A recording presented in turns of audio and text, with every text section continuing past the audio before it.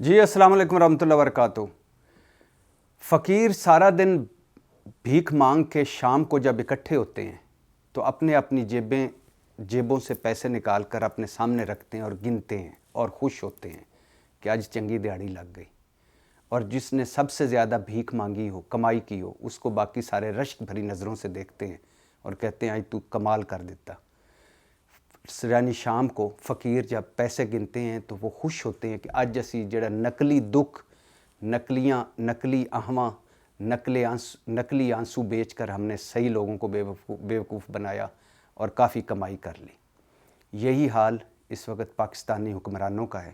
Geneva conference کے بعد جو $10.5 ارب انہوں نے ان کو وعدے ہوئے ہیں، اس کے بعد لڈیاں ڈال رہے ہیں کہ چنگی کمائی کیتی۔ بھکاریوں لڈیاں ڈال رہے ہو کہ چنگی کمائی کیتی۔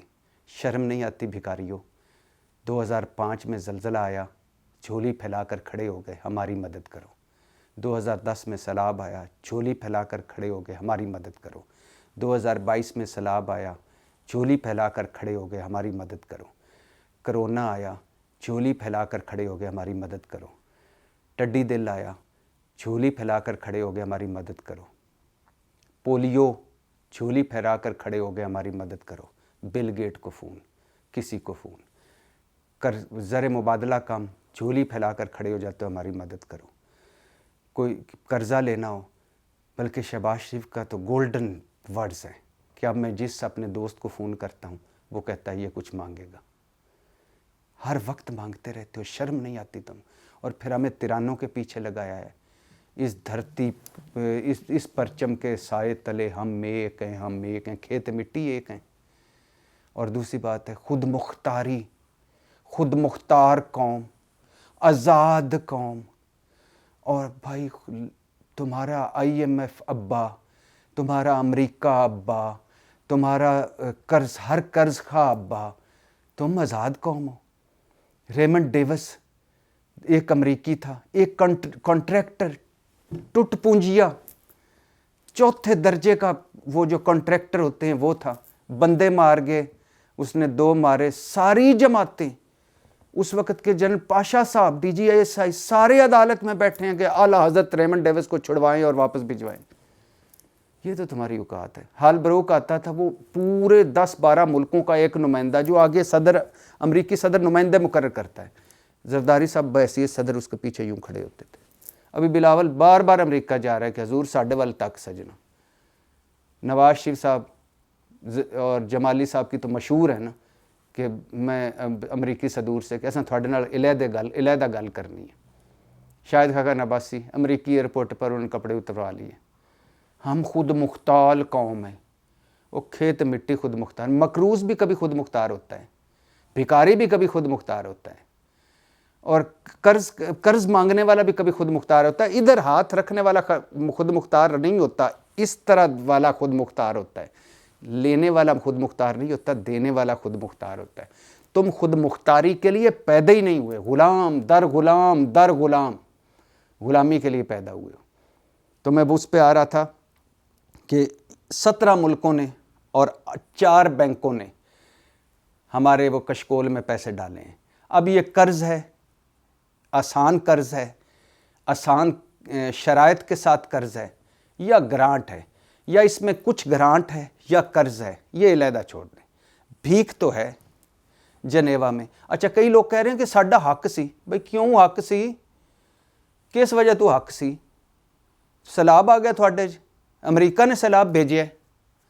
وہ 2010 میں سیلاب آیا، 2022 میں سیلاب آیا، کچھ ایک کام کیا، کراچی کے میں چند قطرے پانی کے پڑ جائیں تو وہاں سے وہ جو ڈوب کے لوگ مر جاتے ہیں، وہ بھی اب تمہارا حق ہے کہ وہ تمہارے کراچی کا پانی امریکہ کڈے۔ اور بلاول بھٹو جب بارش آٹا ہے تو زیادہ پانی آٹا ہے، جب زیادہ پانی آٹا ہے، زیادہ بارش آٹا ہے تو زیادہ پانی آٹا ہے۔ تھیوریاں سمجھا رہے ہیں ہمیں۔ ہاں، جب بارش آٹا ہے تو پانی آٹا ہے، جب زیادہ بارش آتا ہے زیادہ پانی آتا ہے، جب زیادہ پانی آتا ہے کھمبے میں کرنٹ جاتا ہے، جب کھمبے میں کرنٹ جاتا ہے لوگ اس کے ساتھ جڑ جاتا ہے، جب لوگ اس کے ساتھ جڑ جاتا ہے مر جاتا ہے، جب بارش آتا ہے پانی آتا ہے، جب زیادہ بارش آتا ہے زیادہ پانی آتا ہے، جب زیادہ پانی آتا ہے بچہ لوگ نائی نائی کرتا ہے اور بڑا لوگ اس میں ٹبکیاں مارتا ہے، گھر کا سامان نکالتا ہے اور کہتا ہے جی یہ بھٹو۔ یار خدا کے خوف کریں یار، خدا کا خوف کریں۔ تو یہ پیسے ملے ہیں $10.5 ارب ڈالر بھیک ملی ہے، وہ بھی وعدے ہوئے ہیں۔ اب یہ اس میں سعودی عرب ہے، چین ہے، یورپی یونین ہے، جرمنی، جاپان، فرانس، برطانیہ، Qatar, Italy, Canada, Sweden, Norway, Switzerland, Denmark, Netherland, Azerbaijan, کوئی ملک چھڈیا نہیں ویسے اسی، اور ورلڈ بینک شامل ہے، اسلامک بینک شامل ہے، ایشین ترقیاتی بینک شامل ہے، ایشین انفراسٹرکچر انویسٹمنٹ بینک شامل ہے۔ امریکہ تو بھی لئیے، مرد آباد امریکہ دیا ریلیاں کٹ کے امریکہ سے بھی خیرات لیے۔ اچھا اب میں سوچ رہا ہوں کہ اس پہ دکھی ہوا جائے یا خوش ہوا جائے۔ خوش تو یہ ہوا جائے کہ پھر ایک باری سانو بھیک مل گئی، اتنی تو خوشی بنتی ہے جتنا شام نے فقیر اکٹھے ہو کے خوش ہوتے ہیں نا کہ آج پھر دیہڑی چنگی لگ گئی، تو ساری دیہڑی تو چنگی لگ گئی۔ لیکن کیا اس پہ دکھ ہونے کی بات نہیں ہے کہ جب بھی کوئی آفت آتی ہے ہم کھڑے ہو جاتے ہیں کہ ساڈی مدد کرو؟ یعنی اسی اپنے جوگے ہی نہیں۔ اسلام آباد میں آج بھی شرط لگا لیں 6ٹی منزل پہ آگ لگ جائے تو کسی کے پاس آگ بجھانے کا نہیں ہے، آلے نہیں ہے، وہ بھی امریکہ آ کے بجائے۔ اچھا اب میں سمجھ نہیں آ رہی، خوش اس بات پہ ہوں کہ ایک باری پھر ساڈے آنسو، دکھ، تکلیفاں، آہماں، نقلی گلاں باتاں اسی ویچنے کامیاب ہو گئے، یا اس گل تے اسی زیادہ دکھی ہوئی ہے کہ ساڈے کشکول دا سائز وڈا ہوندا جا رہا ہے۔ اچھا اور دوسری بات ہے کہ خوش اس بات پہ ہوں میں، کنفیوژن یہ ہے کہ اس بات پہ میں خوش ہوں کہ دنیا نے ایک مرتبہ پھر ہمیں بھیک دی، یا اس بات پہ میں دکھی ہوں کہ یہ جو بھیک ملی ہے یہ پھر ایک مرتبہ ہماری کرپشن، بیڈ گورننس، مس مینجمنٹ، بدنیتی اور ہڑپشن کی نظر ہو جائے گی۔ اچھا پتہ کیا ہے، اس مرتبہ ایک اور ہے کہ وہ ڈائریکٹ کوئی پاکستان کو بہت کم پیسے ملیں گے، وہ اپنی این جی اوز کے تھرو، اپنے چینلز کے تھرو، اپنے جو ان کا طریقہ کار اس کے مطابق ڈائریکٹ لوگوں کو دیں گے، یا این جی اوز کے تھرو لوگوں کو دیں گے۔ تو ابھی صحیح نا، ہمارے بڑے بڑے سیاستدانوں کی خبریں آ رہی ہیں کہ انہوں نے کہا کہ این جی اوز بنا لو، تاکہ کیونکہ اب ڈائریکٹ تو ملنے سے پیسے نہیں رہے، تو ذرا این جی اوز بنا کر ادھر سے لوٹا جائے، یعنی آپ کان کو ادھر سے پہلے پکڑتے تھے اب ادھر سے پکڑا جائے۔ اچھا اب خوش اس بات پر میں ہوں کہ یہ جو ملک در ملک ہم نے شہباز شریف صاحب کامیاب، بلاول بھٹو، مولانا زرداری صاحب کامیاب ہو گئے بھیک لینے پر، اور اس کو یا امداد لینے پر، یا خیرات لینے پر، یا صدقہ لینے پر، یا زکوٰۃ لینے پر، یا ترس کھا کر چند سکے ہمارے، یعنی آذربائیجان نے بھی ہمیں پیسے دیے ہیں یار، شرم سے ڈوب مرو۔ نیدرلینڈ نے بھی کہا ہے کہ یار پیسے دو، سوئٹزرلینڈ میں تو ہمارے اپنے اتنے پیسے پڑے ہیں کہ ہمیں ان چوروں کے کہ وہی کافی ہے، لیکن آذربائیجان نے بھی کہا ہے کہ اللہ یار جان چھڑ رو کے میں پاگل ہوئی جا رہے ہیں جھلے آدمی، اے لے لے۔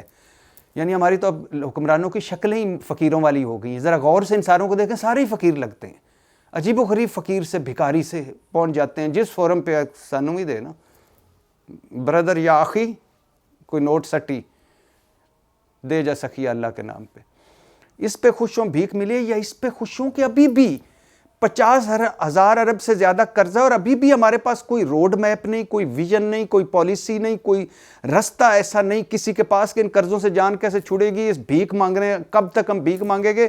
بلکہ دنیا نے ہمیں بلانا چھوڑ دینا ہمارے حکمرانوں کو کہ یار اتنا جو ہم اس کو بلاتے ہیں اور یہ آگے آ کے اتنا روتا ہے آ کے پاؤں میں پڑ کے کہ ہمیں پیسے دینے پڑتے ہیں، ان کو بلاؤ ہی نہ، دروازے بند کر دو۔ تو کوئی کسی کے پاس کوئی روڈ میپ نہیں، کوئی کچھ نہیں۔ یہاں مجھے حسن نثار صاحب، استاد مکرم حسن نثار صاحب کے چند فقرے یاد آ رہے ہیں، سنیے۔